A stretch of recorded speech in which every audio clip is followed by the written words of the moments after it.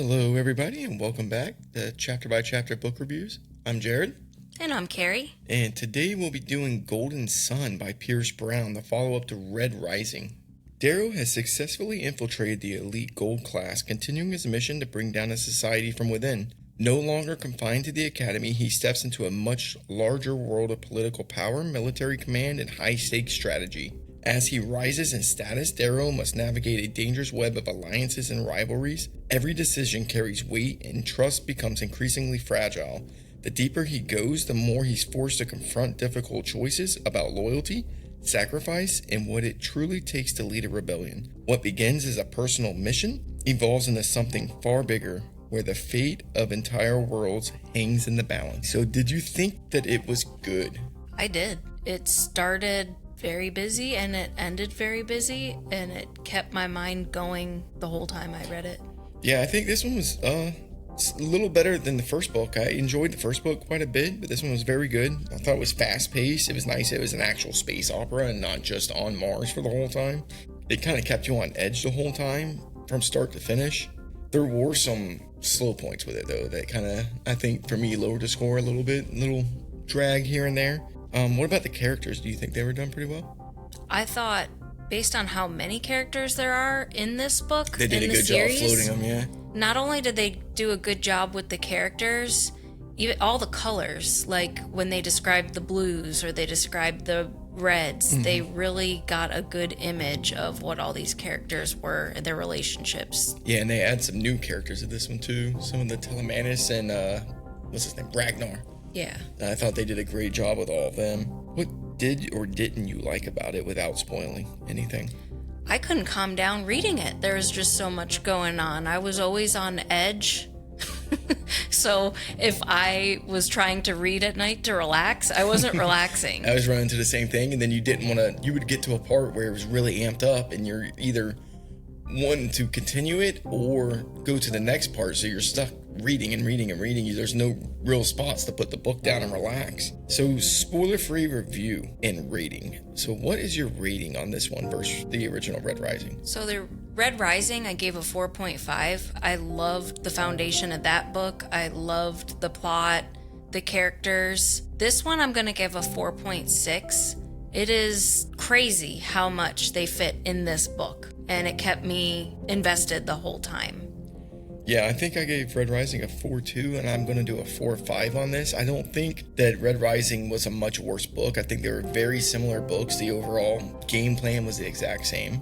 The ending for this one, I'm so invested now. It was very smart how they ended it, because you definitely have to keep reading. Yeah, I literally put down this book and grabbed Morningstar and started reading, because the way this one ends, I don't want to give any spoilers, but this one ends very, very different than the first one. First one's on a high note. This one's not so much that same direction, and you want to know what the hell's happening. Very happy I read it, and I'm very excited to keep reading this series. It's a really good series to me so far. Absolutely great book. I hope the rest of them keep carrying it on the same, and 4.5 for me and 4.6 for her. So now we're going to get into the spoiler full discussion. If you have not read this yet, back out. So the plot, a little more in depth on that. What did you like and what didn't you like? I thought that it was quite similar to the first book, with like the trying to fit in and hide behind the scenes. I think them bringing in the new characters really helped grow that some, though. The plot, I stayed busy trying to figure out who I could trust and who I didn't trust, and what my thoughts were on everybody. There were so many different alliances and different deals that we know about or don't know about. I thought the plot was pretty cool with the different planets and riding around in the different ships. I thought they had a lot of good battles. Yeah, I thought all the battles were done pretty good. It's definitely much more sprawling than the first book. That kind of caught me off guard, how quick it grew. I mean, you're on Luna, and then, what was it, Europa? You're on Mars. I mean, you're bouncing around all over the place. And there's a lot more twists in this one, too, and you don't know who to trust, and you think you can trust someone, and then, bam, they're ripped right out from under you. Let's go into the characters more. How'd you like Darrow in this one compared to the first book? Well, this was his time to shine. The first book, you're kind of going through the motions where he's carved, and then he fights through the school, and now he's out battling on different planets and ships, and I was ready for him to conquer everything he came across. I was shocked, actually. It didn't go that way in the book. He did have moments of weakness and needed help from other people a couple times. Yeah, I think in Red Rising he only struggled a couple times, and then in this one it was almost a constant struggle. Yeah. He found ways to get himself out of it, but I think as a character he remained pretty much the same. I did see a little bit more of him empathizing with some of the goals, though, in this one. Did you catch that too? Like with Nero at the end? He's telling you why he does the way he does it. Well, it kind of reminds me of myself. I like to learn the hard way. So he goes in guns blazing and then realizes stuff after. And he was warned a couple times throughout the book, too. What about Mustang? Any changes with her that you kind of... I didn't really get too close to Mustang during this book that I remember. Kept her at arm's length until that one scene that we'll talk about soon. And I still am wondering, what's going on. They kind of left you at the end of the book where we really don't know where Mustang stands now that she knows the truth about Darrow. And I didn't have too much emotional attachment to Mustang in this book. Yeah, I guess I'm about the same with that. I thought she was a pretty well done character. I think they do a good job of keeping her morally gray. She's supposed to be a good guy, but she's very quick to defend her father and why he does what he does. So I was kind of curious how that was going to play out. The next one I want to talk about is probably one of my favorite characters in here, and that's Victra. I thought they did a great job with her. The whole time you don't know where she stands. They do a good job of keeping you on edge, trying to figure out whether she's on your side, is she working with the Jackal, and then that scene at the end is just beautiful, which we're going to talk about the end separately, but I think they do an amazing job with that. I think that she's easily had the most growth of most of the characters in here. I didn't really care too much. Like, I really didn't think too much in depth about her. I think you liked her more than I did. Yeah. Really? Yeah. To be honest. I think the ending kind of capped that off for me. Yeah. I did feel bad for her the one time when she was trying to go for him. Prove herself. How do you prove yourself when your family is one way? And Lauren was kind of saying, well, if you're a snake, if you come from a snake, you're going to be a snake. And then this little SOB, Roke. How'd you like him in this? Because I loved him for most of it. I felt bad for him through it. Me too. In the beginning, because Darrow talks about giving everybody chances and being honest and trusting people and wants everybody to pretty much be equal. But he didn't really treat Roke as an equal at some times, where he poisoned him, where he couldn't make his decision or help with it, or he keeps info from him. That was mostly at that. Where he put him to sleep, that was mostly out of love because he was trying to protect him. Because at the time they were planning on bombing the gala. But still, if you trust me and I fight with you, you, he didn't trust anybody at that point. Well, that's what I'm saying. Like, he kind of didn't treat him fairly a couple times. I felt through this book, and then at the end, he was not trustworthy. But it does make you wonder what his motivations are, because did he betray because he was hurt, or was it actually because he's a gold, he's a red? Because you made that point that it was something I missed when he said, I am better than you, and it was before the actual betrayal, and I didn't really catch on to it at the time, or I didn't look back and see it the way I should have. And then once you pointed that out, that really stood out. He's like, I am better than you, Darrow. Honestly, by that point, I didn't know who to trust, what was going on. I was stressing. I was like, I gotta finish this book to see what's going on. And then towards the end, they do kind of humanize Nero a little more. I don't know if human's the right word.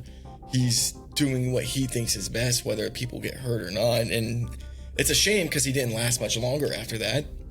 Yeah. I mean, once he actually explains why he is the way he is, it's done. It's gone. Cassius, I thought they did great with him in this one. I liked him not so much at the beginning. Kind of came across as smug. But then in the end, once kind of the rescue of Darrow, well, not the rescue, they were bringing him out of the cave or whatever he was in, the little holding cell. Cassius showed a little humanity, and you can't really tell if it's because he's trying to be like his father or if he actually is that way. And he did it several times throughout that end section where you're kind of wondering where he stands with stuff. He was never really a bad guy throughout any of it. he was kind of a good guy put in a bad situation. Did you like him in this one?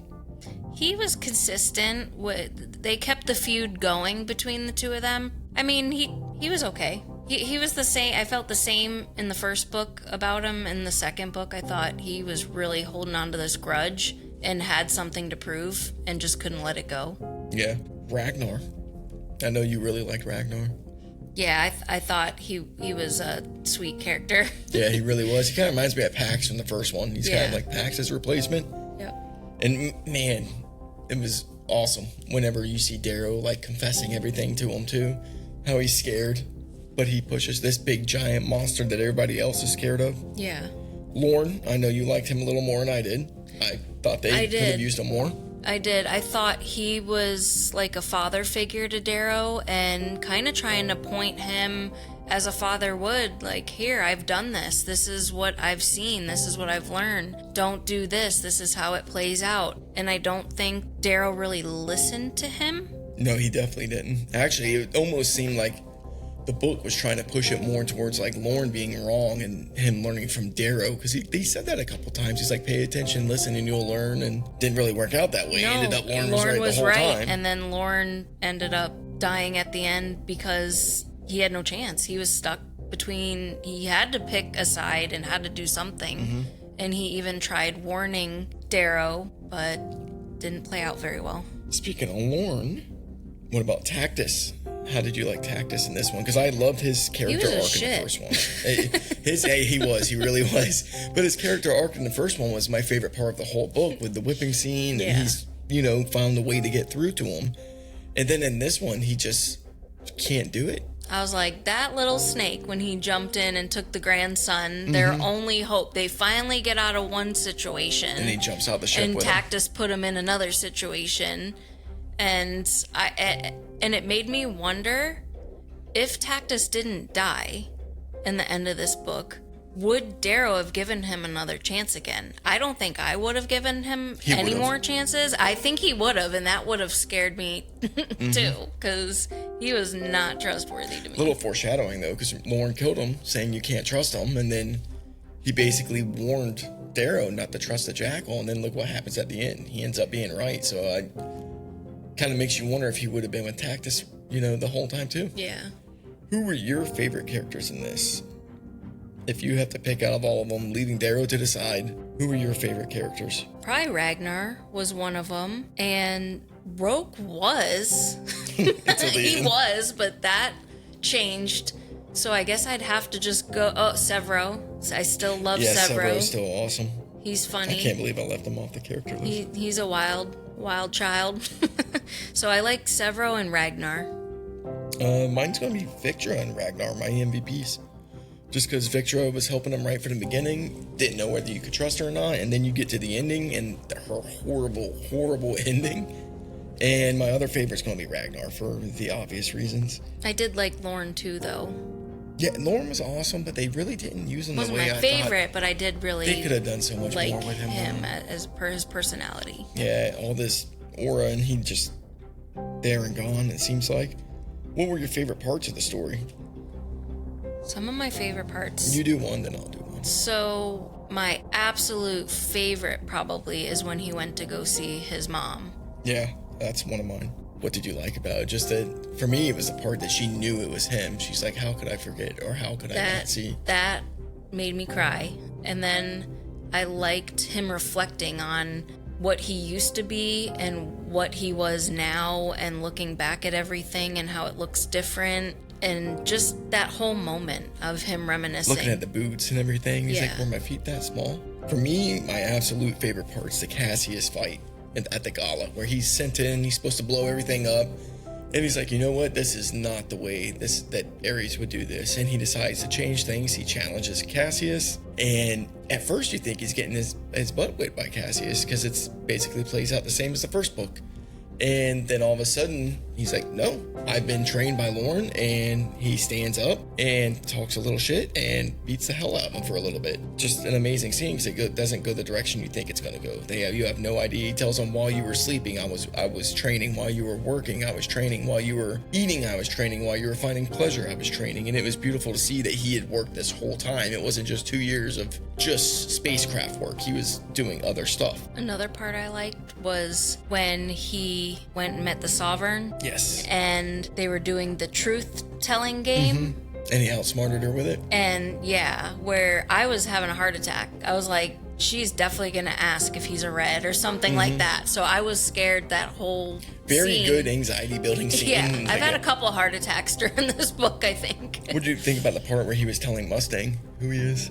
How well they did that? I was scared there too, and I need to read book 3. Hopefully I get some resolution there because I still don't know. I know she left towards the end of the book and was upset with it, but I still don't really know how she is taking that. For me, I thought Ragnar kind of stole that scene from everybody. Because you have Darrow trying to keep him from killing her. You thinking he's going to kill her to protect Darrow. And he doesn't. I mean, what an amazingly written scene. That could have went so different. It did not. And then, what about the ending? How did the ending hit you? Like a ton of bricks? I was like, I don't even know what to believe anymore.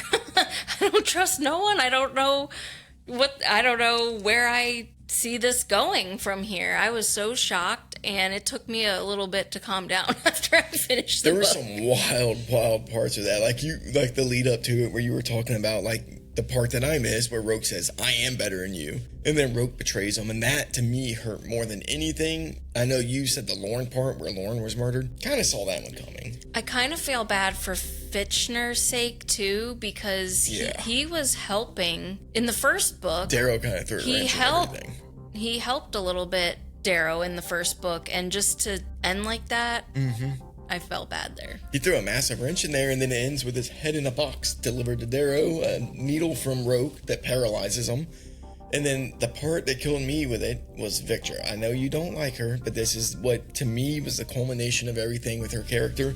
The whole time you're wondering if you can trust her, and then she gets shot in the back, and she's laying there, dragging herself up to, like, his feet, dragging blood behind her, a trail of blood, and she's like, it wasn't me, Darrow. I didn't know.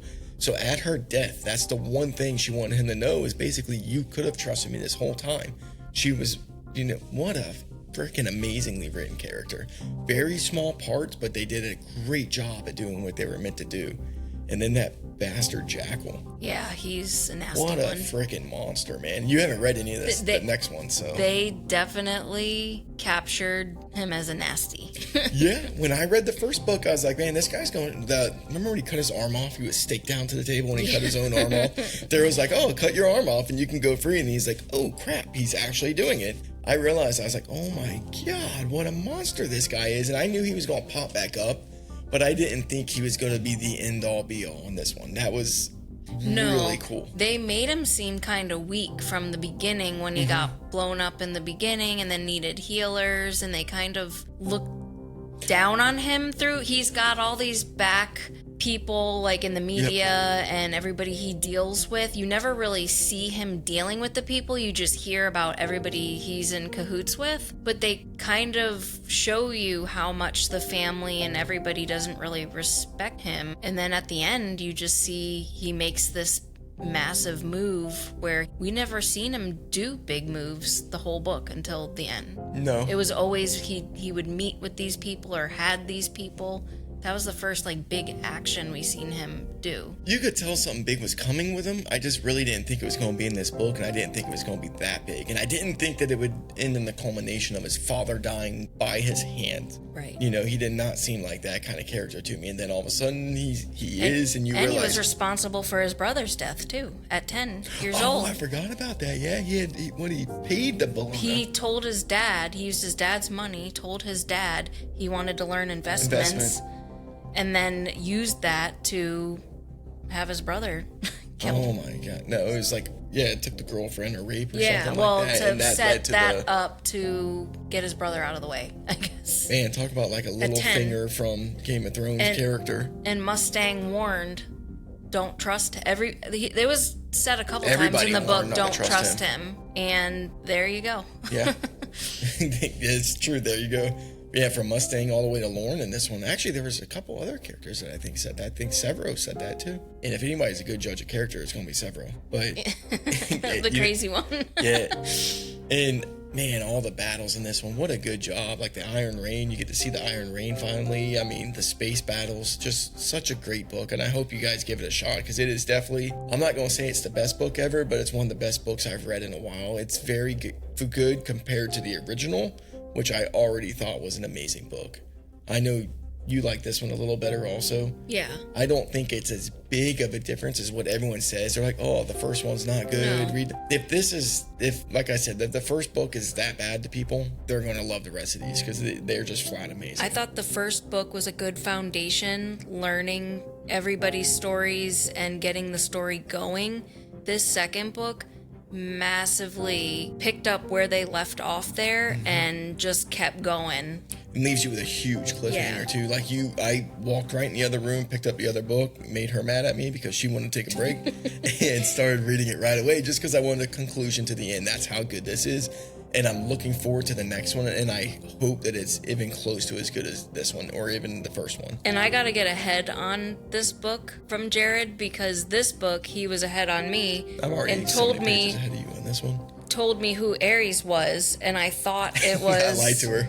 Going to be Asia, and I was thinking it was going to be Asia because he spoiled it. He said he's seen a spoiler.